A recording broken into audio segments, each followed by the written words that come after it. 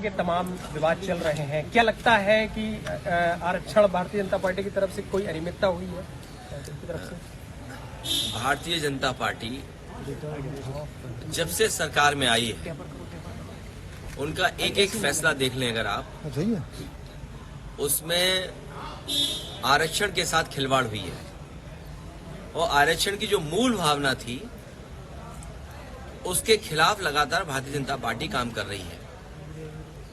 जब से दिल्ली और यूपी की सरकार में आए हैं, मैं यूं कहूं कि पीडीए परिवार के लोगों के साथ भेदभाव हो रहा है और भारतीय जनता पार्टी नहीं चाहती है कि जो समाज, जो बहुजन समाज, जो पीडीए परिवार, चाहे वो अल्पसंख्यक हों, आदिवासी हों, आदि आबादी हो, पिछड़े हों, दलित हों या अन्य जातियां जिनको आरक्षण से सम्मान का जीवन जीने का मौका मिलता था, उस आरक्षण के साथ लगातार सरकार खिलवाड़ कर रही है। जहां तक पिछले चुनाव में एक कदम बढ़कर के हम सभी लोगों ने मांग की कि जाति जनगणना हो और आबादी के हिसाब से हक और सम्मान मिले, यही हमारा संविधान कहता है और यही मूल भावना थी मंडल कमीशन की। यही बाबा साहब चाहते थे, यही डॉक्टर राम मनोहर लोहिया चाहते थे, यही नेताजी का रास्ता रहा। ये जो लोग आजकल पत्र लिख रहे हैं या दिखावटी काम कर रहे हैं, ये भारतीय जनता पार्टी को बचाना चाहते हैं। भारतीय जनता पार्टी की ये रखवाली करना चाहते हैं क्योंकि उन्हें महसूस हो गया है कि इधर जागरूक जनता इनके खिलाफ मतदान कर रही है। पहला सवाल ये है कि यही लोग आरक्षण को लेकर के जो आज चिंता व्यक्त कर रहे हैं, लेटरल एंट्री हुई थी तब कहां थे? वाइस चांसलर जो अपॉइंट हुए दिल्ली से और उत्तर प्रदेश से, जो वाइस चांसलर अपॉइंट हुए हैं उसमें कहीं पीडीए परिवार के लोग आपको नहीं दिखाई देंगे। दिल्ली की जो सेंट्रल यूनिवर्सिटीज हैं उसमें पीडीए परिवार के लोग कहीं नहीं दिखाई देंगे। जो दिल्ली की सबसे प्रेस्टिजियस यूनिवर्सिटी है जवाहरलाल नेहरू यूनिवर्सिटी, अगर हम उसके नौकरी के आंकड़े निकालें तो वहां पर पीडीए परिवार के आज तक, जब से यूनिवर्सिटी बनी है और आज तक 15% भी पीडीए परिवार नहीं है।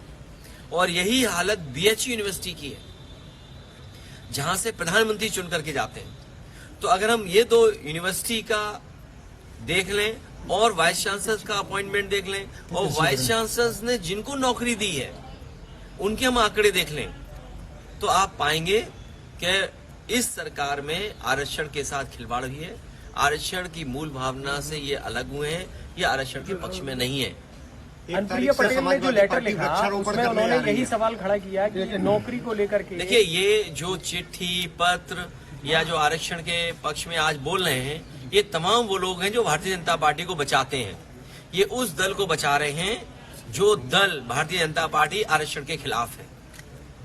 सर, क्रिकेट में आपकी दिलचस्पी है, कल वर्ल्ड कप जीता है टीम इंडिया ने, क्या कुछ कहेंगे? मैं इंडिया की जीत के लिए बधाई देता हूं और पूरे देश के लोग इंडिया की जीत पर खुशी मना रहे हैं। कल समाजवादी पार्टी वृक्षारोपण करने जा रही है कि शुरुआत किस तरह से क्या रह रहा है? मैं कार्यकर्ताओं को बधाई देता हूं जहां वो एक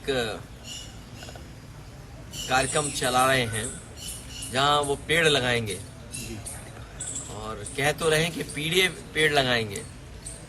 बरगद का पेड़, पीपल का पेड़, ये ऐसे पेड़ हैं जिनकी जड़ें बहुत मजबूत होती हैं। तो हमें उम्मीद है कि जहां पेड़ लगा रहे हैं वहीं समाजवादी विचारधारा को भी बहुत मजबूत बनाएंगे। सर, जिस तरह से उपचुनाव होने हैं, क्या लगता है कि गठबंधन से होगा या आप अकेले? देखिए, ये फैसला अभी का नहीं है, बाद का होगा। अभी तो तारीख ही नहीं पता है कि चुनाव कब होगा। इसमें बीजेपी को घबराने की जरूरत नहीं है, बीजेपी हारने जा रही है। तो सर, सदन में आप बैठ रहे हैं, सदन शुरू हो गया है, पिछले मुकाबले किस तरीके का अंतर अब आप देख रहे हैं? बीजेपी की क्या स्थिति है? याद होगा आपको, जब उत्तर प्रदेश का चुनाव था तो हम याद दिलाते थे कि 60 लाख बच्चों के परिवारों के साथ खिलवाड़ हुई थी, उनके भविष्य के साथ खिलवाड़ हुई और उसका गणित भी बताते थे कि अगर उस परिवार के सदस्यों को केवल हम माँ बाप को जोड़ दें तो 3 गुना 60 लाख, 1,80,00,000 परिवार या लोग ऐसे थे या वोट जो प्रभावित थे सीधे सीधे। अभी जो नीट का एग्जाम हुआ है, कम से कम नीट का एग्जाम तो नीट एंड क्लीन हो, क्योंकि वो भविष्य के हमारे डॉक्टर बनने जा रहे हैं।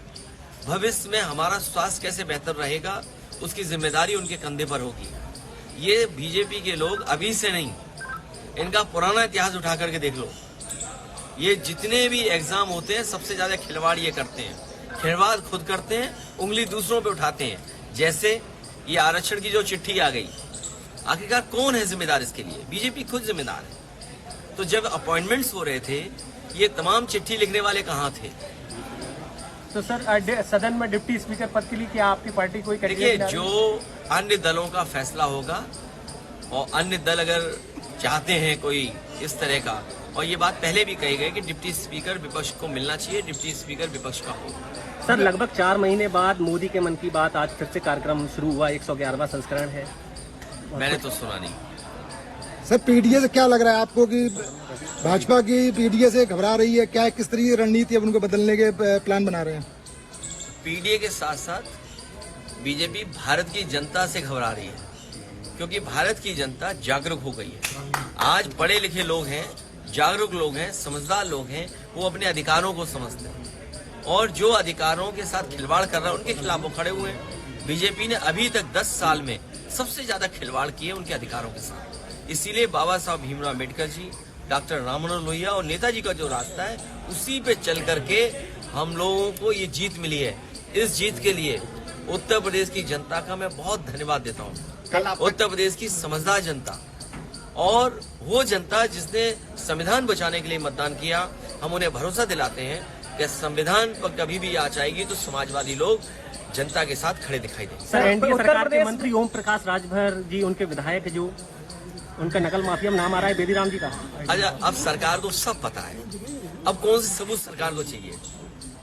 अब भी सरकार को सबूत चाहिए।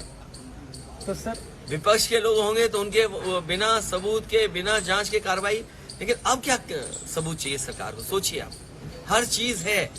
जो स्टिंग ऑपरेशन हुआ, सब बातें साफ आ रही हैं, सबने सुना है और कोई छोटा चैनल नहीं है, देश का बड़ा प्रतिष्ठित चैनल है जिसके माध्यम से लोगों को जानकारी मिली है। अगर नीट के एग्जाम में इस तरह की खिलवाड़ होगी या तमाम परीक्षाओं में जो खिलवाड़ हो रही है, अभी बच्चे आरओ एआरओ वाले बैठे हैं, बताओ उनके साथ कितना बड़ा भेदभाव हुआ।